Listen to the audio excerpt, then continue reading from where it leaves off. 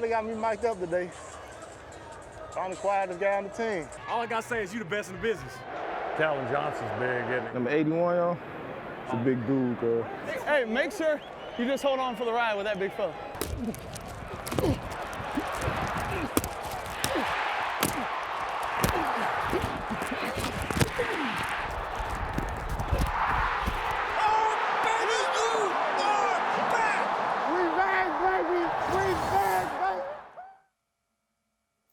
Could listen to that all day long, my friend. That is Kelvin Megatron Johnson joining us right now. It's such a distinct pleasure to have you on the show.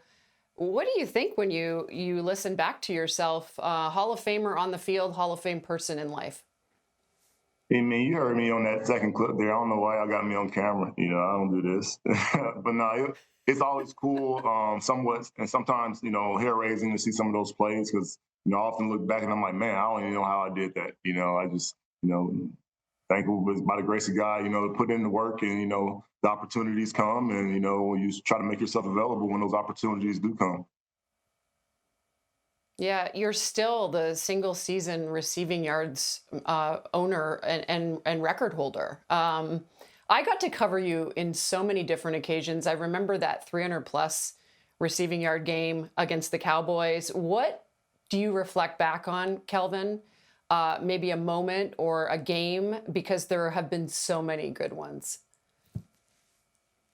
Ooh, that's tough. There's so many moments, and there's moments with different teammates. So that's a very tough question. But I do go back. It's easy to go back to that 329 game. It's obviously one of the biggest games of my career, but just an all around great game by, you know, it's team effort. You know, I know there's a lot of points put up, but it's just clutch moments by the defense where they're able to come through and get us back the ball.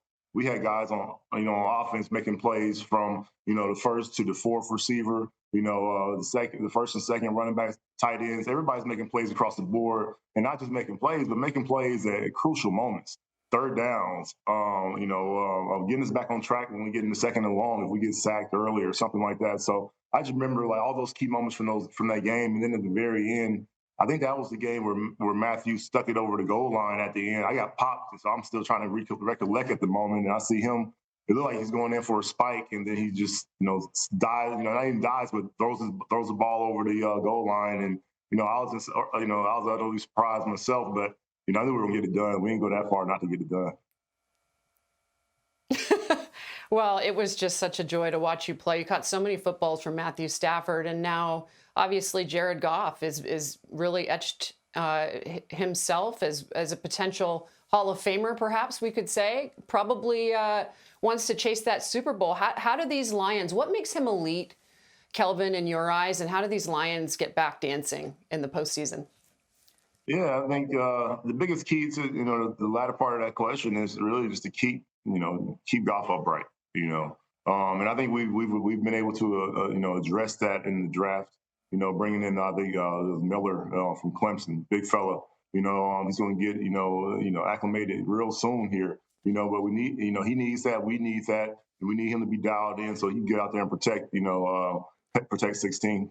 You know, it's not as, I don't know, everybody's talking about it wasn't a sexy pick, but, you know, what's sexy is when, you know, he can get the ball down the field to all those playmakers we got. Yeah, Blake Miller out of Clemson, you mentioned. Are we moving Panay over to the left side? Is that the plan?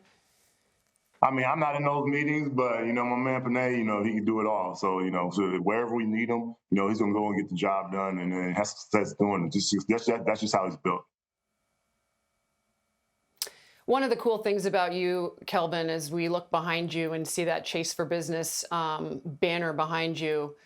You're such a businessman, and you've impacted so many people. What are we doing with Chase for Business?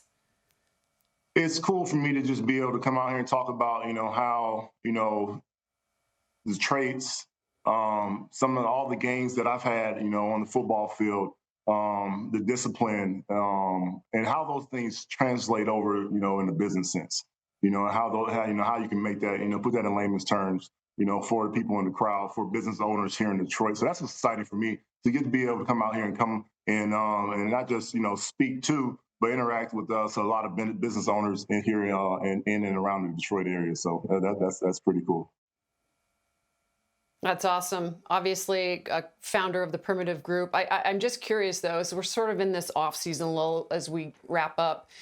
If there's one piece of advice you could give to some of these young men that are entering the National Football League as the Hall of Famer and the Megatron, there will never be another Megatron. What are you telling them as they embark upon OTAs and their journey in the league? Oh boy, I mean, adversity is going to be there. It's going to slap you in the face probably day one. You know, there's adversity in so many different ways. You know, on off the field, you got to always address it. You know, but the key is like, you know, when you get knocked down, you know, by adverse situations, is how do you respond? You know, you're going to get knocked down, you're going to get punched in the mouth, but can you get back up? And you know, it might not be perfect every time, but you know, on top of that, do you have a goal? Do you have a plan of action on where on where you want to be and how do you see yourself?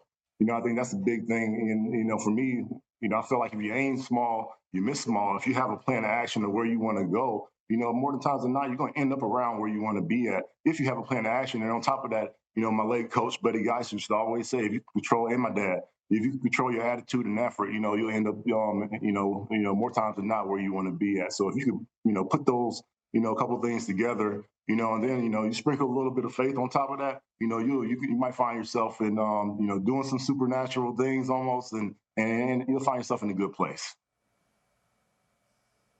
If you aim small, you miss small. Wise words from a wise man. Kelvin Johnson, thank you so much for the time. We appreciate you. You're one of the best. Thank you. Good to see you.